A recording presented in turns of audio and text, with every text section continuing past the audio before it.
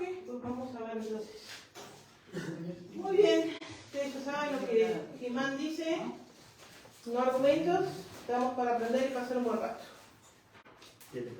Y hoy vamos a aprender acerca de la creación.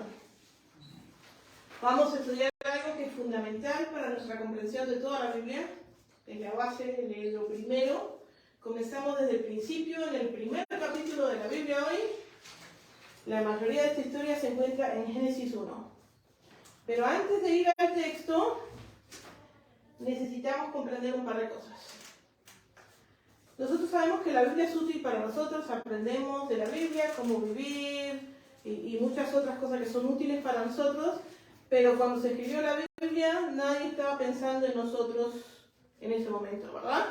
No fue escrito en español, no fue escrito directamente para nosotros. Entonces, es a otra cultura, otra mentalidad, otra forma de pensar y ver las cosas, y no es suficiente para entenderlo, traducirlo a nuestro idioma. Hay mucho más que tenemos que hacer para entender. No es porque es un acertijo, porque es complicado, porque tienes que adivinar. No es nada misterioso. Los primeros oyentes lo entendieron perfectamente, pero estaba en su contexto natural, en lo que ellos sabían. El pensamiento ha cambiado muchísimo en los miles de años y nosotros tenemos que ponernos en la mente de ellos para entender qué es lo que está tratando de decir, ¿verdad? Porque nosotros tenemos otra mentalidad, cosmología, conceptos culturales que ellos. Entonces hay que entender cómo pensaban ellos. Y les voy a dar un ejemplo que tiene mucho que ver con lo que vamos a ver ahora. ¿Quién sabe qué es esto? Inmediatamente lo reconocemos, ¿verdad? Yo creo que se lo mostramos a los niños y todos ellos saben exactamente qué es eso la primera vez que lo ven así nomás. Ahora intentemos con otro. ¿Quién sabe qué es esto? Sabemos que es egipcio porque vemos algunos símbolos que reconocemos, pero ¿sabemos qué representa esta imagen? ¿Así automáticamente como el otro? No, ¿verdad? Bueno, les voy a decir. Esta imagen es la geografía cósmica de los egipcios antiguos. ¿Ok? Esta es la diosa Nut, está llena de estrellas. Ella representa el domo sólido del cielo, como ellos piensan que es. Entonces ella es el cielo. Y está deteniendo estas gotas de agua, el agua que está por arriba del cielo, de caer a la tierra. Acá en esta barca tenemos al sol, que va navegando por el cielo todos los días. En el medio tenemos un dios llamado Shu, que tiene que mantener a Nut arriba, ahí donde está en su posición, ¿verdad? Acá abajo está Geb, este es el dios de la tierra, y este estuvo casado con Nut, pero terminó mal el asunto. Y de vez en cuando tienen ganas de juntarse de nuevo, así que Shu tiene que mantenerlos separados para que no se vuelvan a juntar, aplastando todo, ¿verdad? Vemos que su geografía cósmica, su representación del mundo, o sea, esto para ellos es lo que es esto para nosotros, no es literal y material. O sea, ellos no piensan que si tú vas muy lejos para un lado o para el otro, le vas a pisar los dedos a Nut. No lo toman literalmente. Está lleno de dioses porque eso es lo que es importante para ellos en su cultura y lo representan de esa manera. Y también podemos ver algo de la forma que ellos piensan del mundo, en el sentido de que piensan que hay un domo sólido, que es el cielo, que hay agua por arriba del cielo, que el sol va navegando. Podemos ver alguna de esas cosas, pero no es algo literal, material, científico, de la forma que nosotros pensamos. Ahora les voy a mostrar otra imagen más.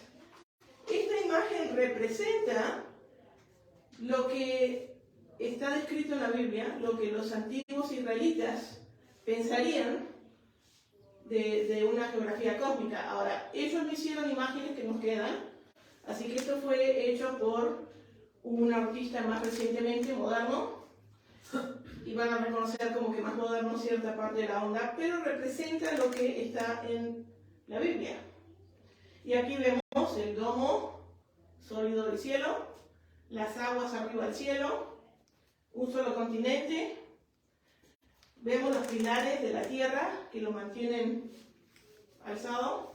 Y vemos acá abajo Sheol, donde están los muertos, y el Leviatán. haremos. Estas dos representaciones de geografía cósmica son bastante diferentes. Uno está lleno de dioses, mientras que el otro no.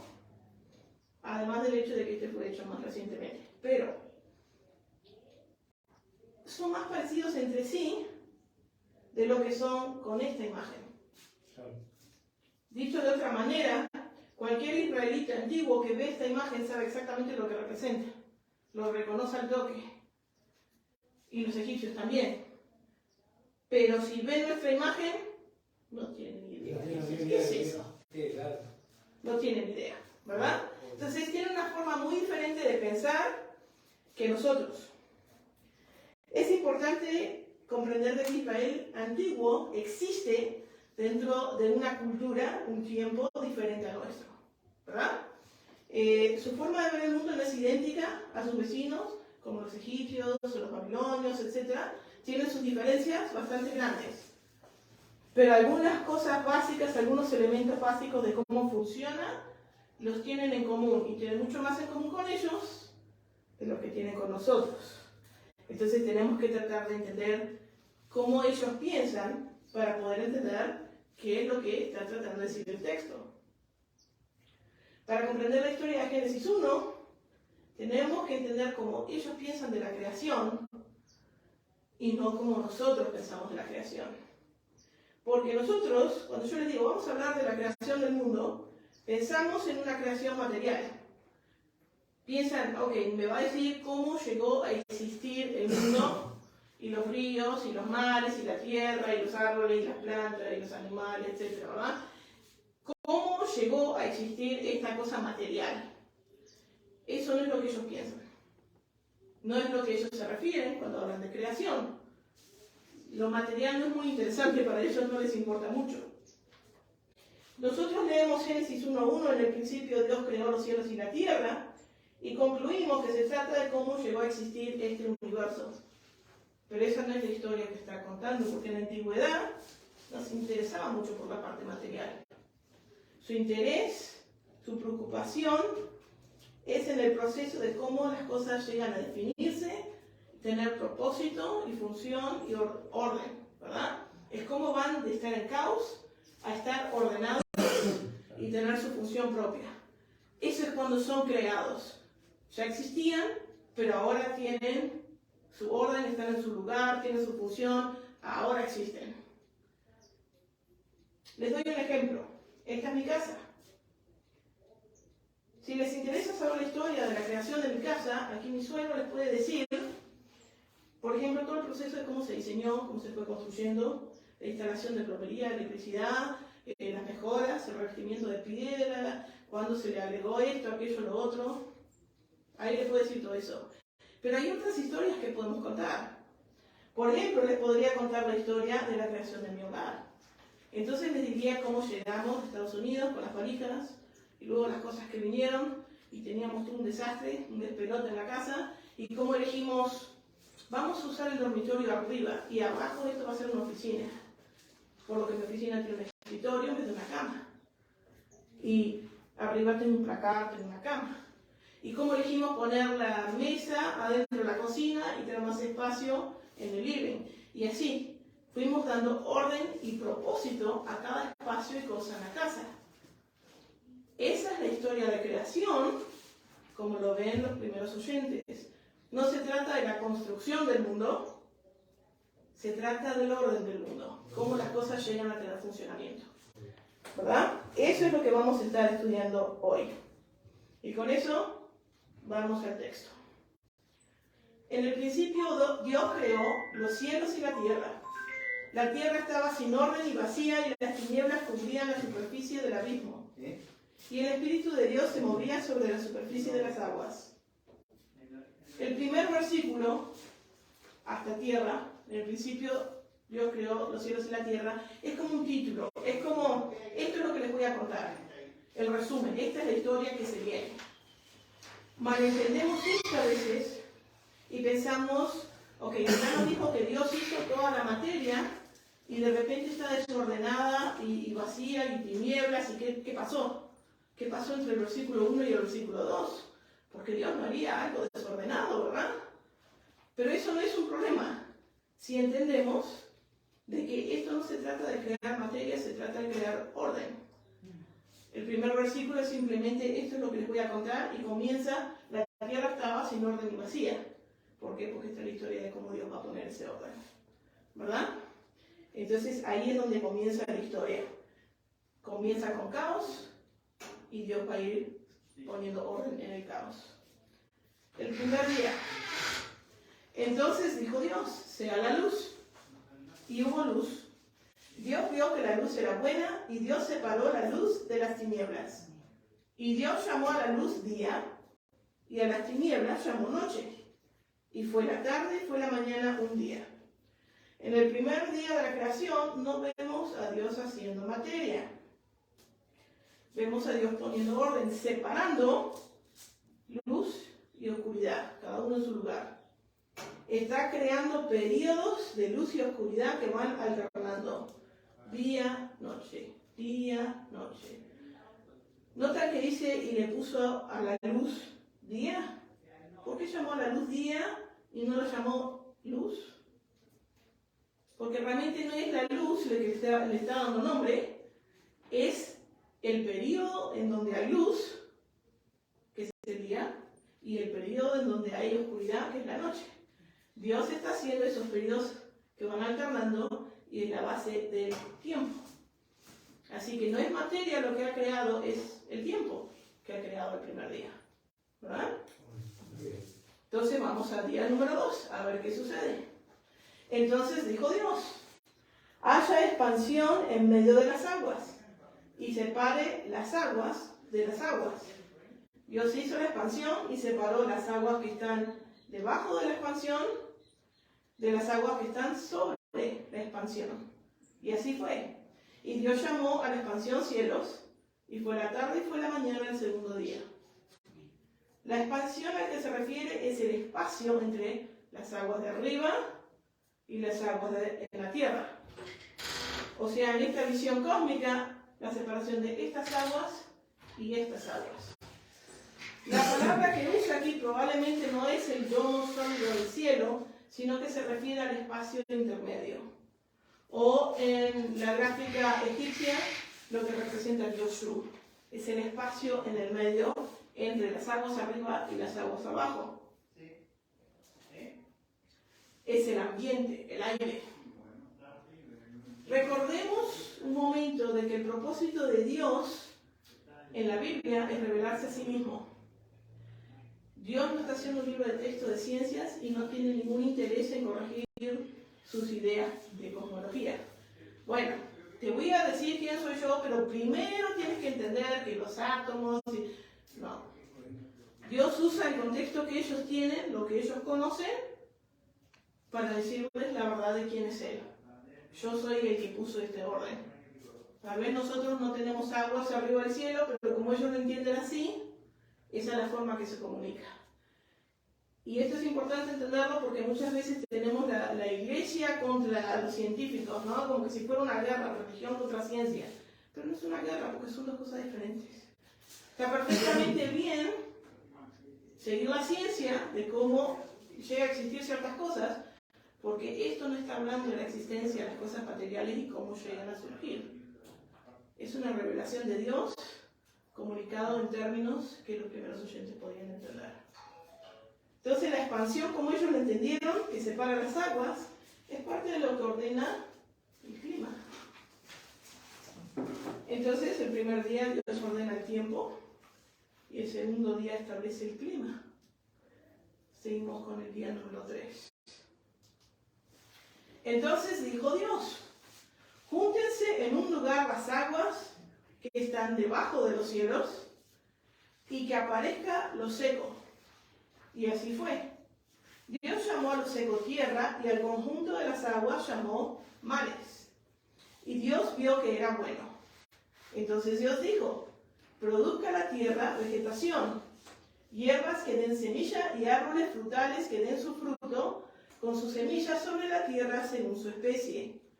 Y así fue, y produjo la tierra vegetación, hierbas que dan semillas según su especie, y árboles que dan su fruto con semilla según su especie.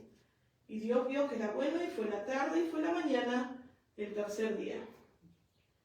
Recuerden de que esta historia no se trata de crear materia nueva, sino poner orden y dar función o propósito. Por eso dice que aparezca la tierra seca. Ya existía, pero juntó las aguas, tú vas acá, tierra va acá. Está poniendo orden. Y también nota que le pone nombre. Esto seco se va a llamar tierra. Esto se llama mares. Eso es un acto de creación, dar nombre, dar propósito, dar función a algo.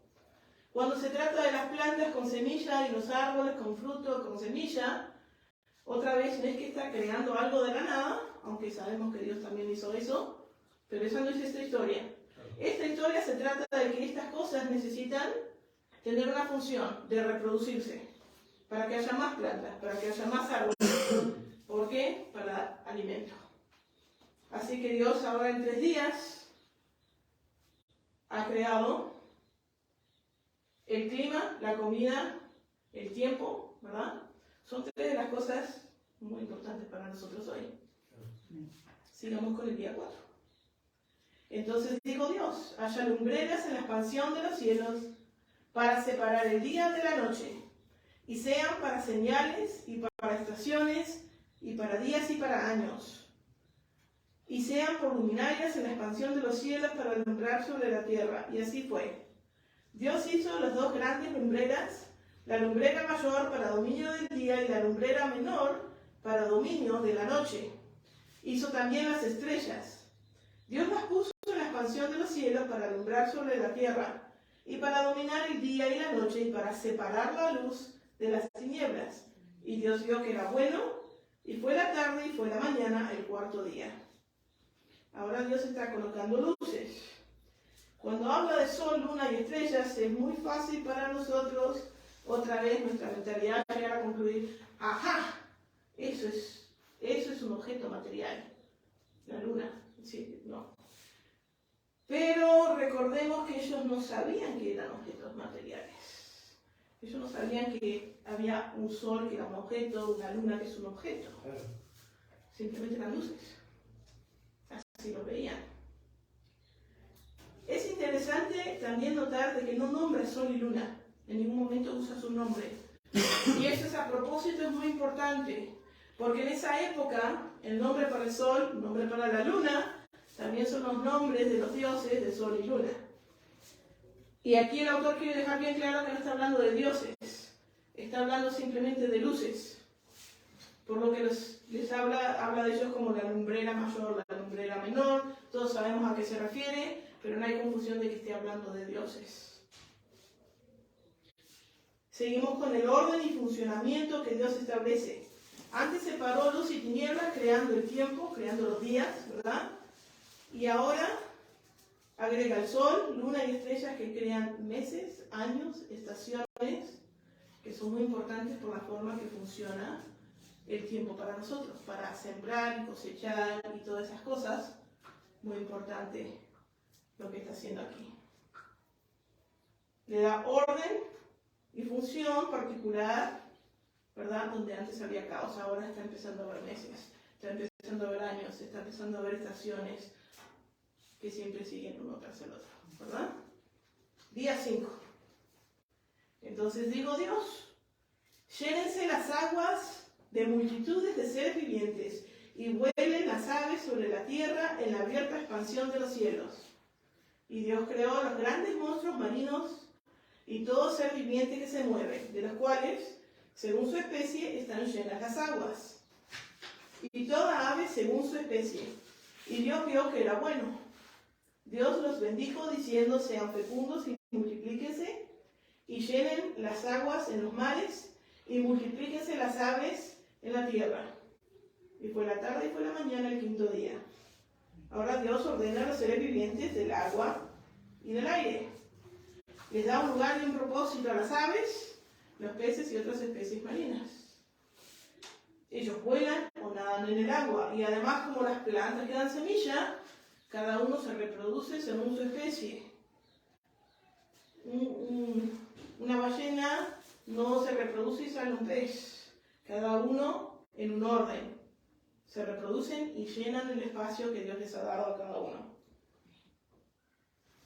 El día 6 lo vamos a ver en 2 etapas. Vamos a ver etapa 1.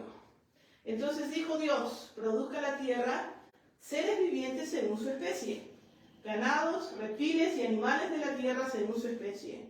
Y así fue. Dios hizo las bestias de la tierra según su especie y el ganado según su especie, y todo lo que se arrastra sobre la tierra según su especie. Y Dios vio que era bueno. Otra vez organizando.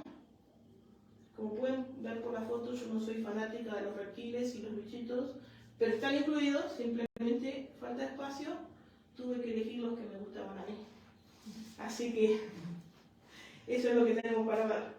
Pero Dios ordena que los animales, cada uno debe reproducirse según su especie. Camello tiene camellos, tiene su bebé elefante, ¿verdad?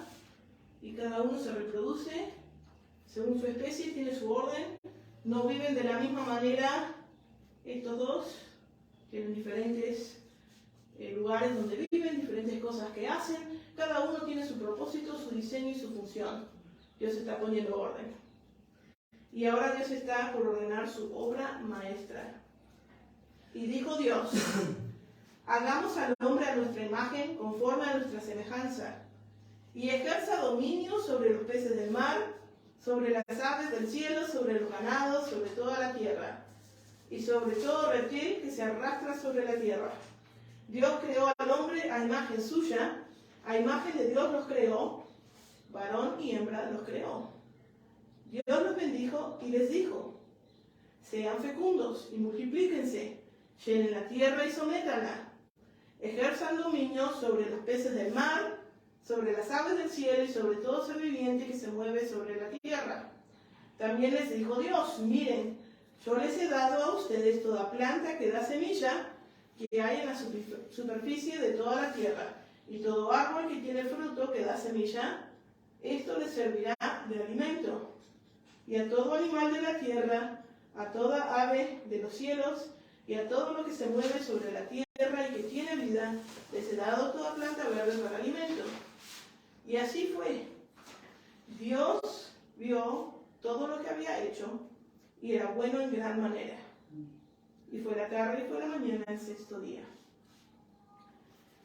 En estos versículos vemos las 2 diferencias más grandes entre esta historia de creación en Génesis y los mitos de otros grupos cercanos, como los egipcios, los babilonios, etc. Pero ya que usé la palabra mitos, vamos a hablar de eso un minuto. Generalmente no nos referimos a la historia en Génesis como un mito, porque a veces cuando la gente escucha esa palabra piensa en algo que es inventado, no es cierto directamente. Y en ese caso no podemos decir que esto es un mito. Pero si definimos a mito un poco diferente, como algo que puede ser cierto, una historia que contiene una verdad, pero que no se expresa de manera totalmente literal, entonces Génesis 1 es un mito.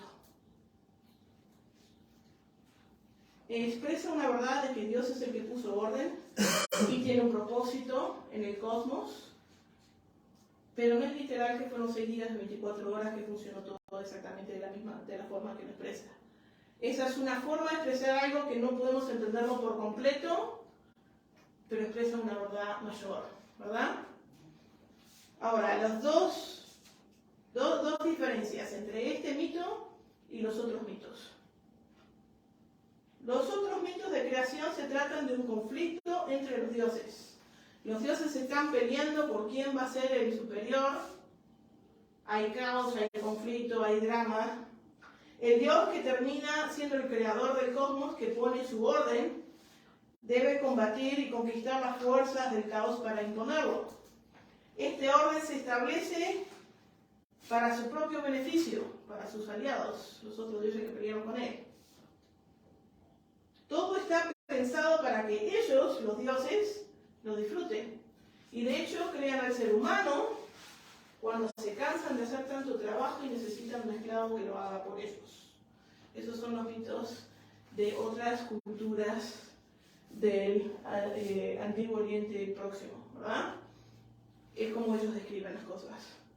Pero hay 2 diferencias acá. En esta historia, No hay dioses en conflicto, hay un solo Dios que deliberada y organizadamente pone su orden con un propósito muy diferente al que tenían ellos, porque Dios no lo hace para su propio placer, para su propio disfrute. La creación, todo lo que Él ordena, el tiempo y el clima y el alimento y todo lo que pone su orden es para el beneficio de su obra maestra, el ser humano. El ser humano no es creado para aliviar la carga de Dios que está cansado, sino que el ser humano es creado para beneficiarse de toda la creación que Dios ha hecho para él. Esas son las dos grandes diferencias, ¿verdad? Como dijimos, se parece más a las cosas de las culturas que los rodean, sus historias, que a las nuestras. Nosotros hablamos de cosas que yo no entiendo porque no soy científica, pero hablamos de cosas materiales, hablamos de proceso de nacimiento, algo de eso. Nuestras ideas de origen son muy diferentes, pero ellos no son idénticos a los que rodean tampoco. Tienen el mismo formato, pero hay cosas muy diferentes en el propósito y la forma que suceden. La verdad es que hay mucho más que deberíamos de poder decir acerca de la creación de la humanidad, pero hoy no nos da el tiempo, a menos que se quieran quedar hasta mañana. Así que eso lo vamos a dejar para dentro de 2 semanas. Vamos a volver al tema. Así que no voy a hablar de todo eso ahora porque es mucho. Pero hemos hablado de 6 días de creación y a veces escuchamos hablar, sí, los 6 días de creación. Pero eso es un grave error, porque el punto central de esta historia no lo hemos visto todavía.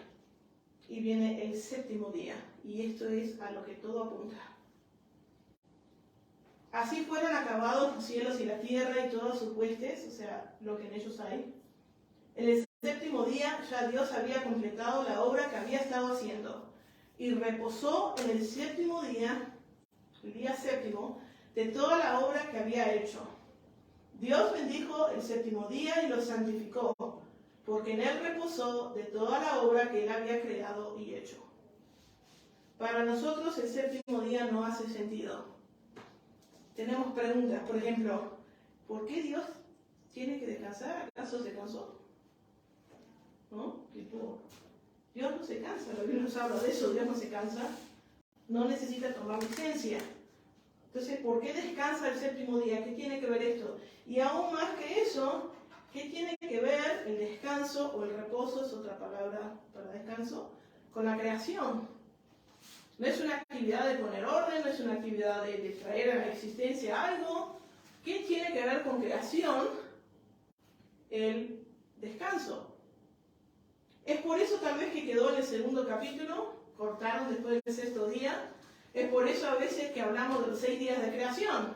Pero es un error, porque este es el centro de toda esta historia. El tema es que a nosotros nos falta información. No se preocupen, yo se los voy a dar ahora. Para responder estas preguntas no tenemos la información que necesitamos dentro de nuestra cultura y nuestra forma de ver el mundo.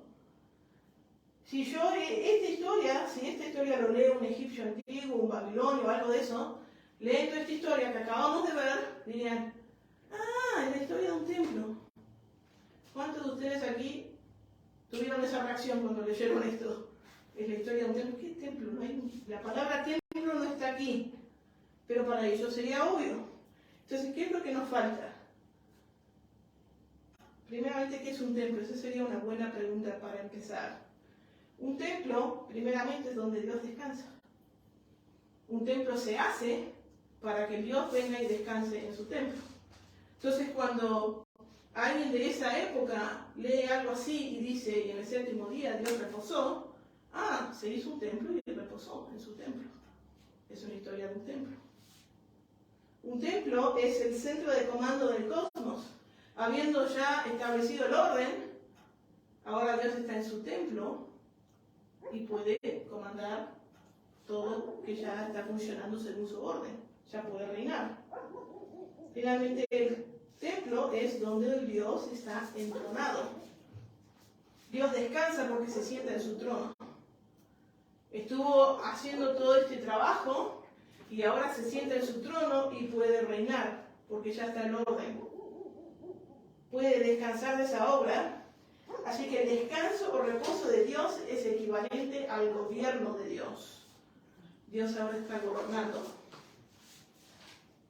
Como nos dice en Salmos 132:14, este será para mí lugar de reposo. Aquí pondré mi trono porque así lo deseo. El trono lo pone en su lugar de descanso, de reposo, que es su templo. ¿Se acuerdan mi casa? Cuando ya terminamos de poner orden, ¿qué se imagina que hicimos? Desempacamos todo, elegimos dónde iba a ir todo, lo pusimos y dijimos, nos tomamos una siesta, un descanso. Y luego nos vamos y nunca regresamos más a la casa. No, ¿verdad? El descanso que recibimos después de haber puesto todo ese orden es el descanso de que tenemos un lugar que funciona. Porque si yo tengo todos los cuchillos en el baño, me va a ser muy difícil ir a picar las verduras para hacer la comida para la cena. Y si no tengo una cama en el dormitorio, ¿dónde voy a dormir? Todo cuando está organizado de la manera que me funciona a mí, ahora puedo estar en descanso porque todo tiene su función que funciona para mí. De hecho, había muebles cuando llegamos a nuestra casa y estaban perfectos, no había ningún problema, pero los movimos porque tal vez nosotros tenemos diferentes usos que las personas que los pusieron en un lugar antes. Esta mesa me sirve mejor aquí que aquí. No es porque sea mejor o lo que sea, es el orden que me funcionó a mí, entonces ahora que tengo el orden, estoy en descanso. Todo me funciona como yo quiero, ¿verdad? Y cada uno en su casa pone ese orden que le funciona a ellos, ¿verdad? De la misma manera, Dios termina de poner orden y función al cosmos y puede descansar porque todo está en funcionamiento. Ahora, el hecho de que Dios descanse el séptimo día lo deja bien claro para cualquier persona del Antiguo Oriente Próximo de que esta es una historia de la creación de un templo. Pero, a pesar de eso, sigue habiendo un par de diferencias con otras historias de creación de templos, con otros mitos, ¿verdad? Por ejemplo, el propósito de la creación y el propósito del ser humano.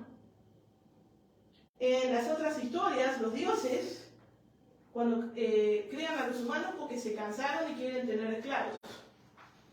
La creación era para los dioses, no para los humanos. Era para los dioses y los humanos están ahí para los dioses también. En este caso, en la historia bíblica, Dios no es que se cansa, pero crea un cosmos organizado de la manera ideal para seres humanos y luego crea seres humanos para estar en ese lugar. Todo fue hecho para ellos, no para su propio disfrute. Es para nosotros. Y la segunda diferencia es para quién es el reposo. Los dioses de otros mitos están muy interesados en el reposo, pero solo ellos son los que descansan. Están buscando reposo y hacen lo que tengan que hacer para que, bueno, tú trabajas y yo estoy superviso, estoy en descanso, ¿no? Pero Dios quiere darnos su descanso a nosotros.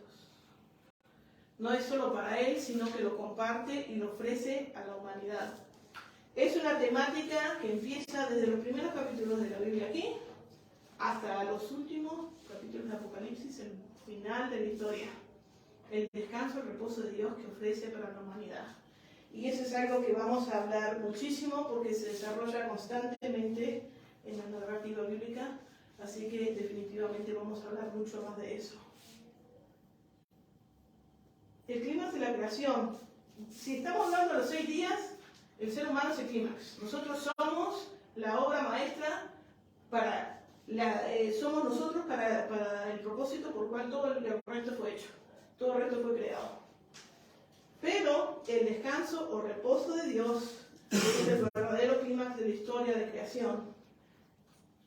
Toda la historia está apuntando a este evento, el séptimo día. Cometemos un error grave cuando hablamos de 6 días, porque perdemos el momento culminante de la historia. El punto central, que es el reposo y gobierno de Dios. Y por eso es importante entender qué es lo que están hablando los autores, qué es lo que están tratando de comunicar. Y eso es todo para hoy.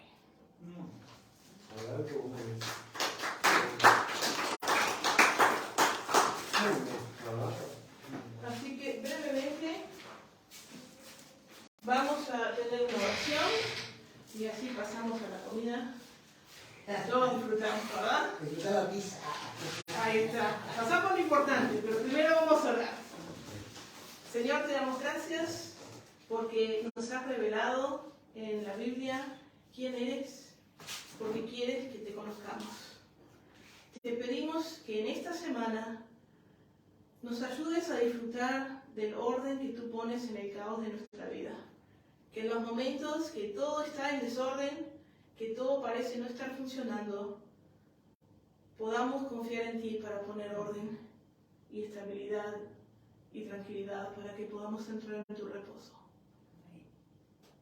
Gracias, Señor, por esta noche y por todos los que estamos aquí. Acompáñanos en toda esta semana, te pedimos. Amén.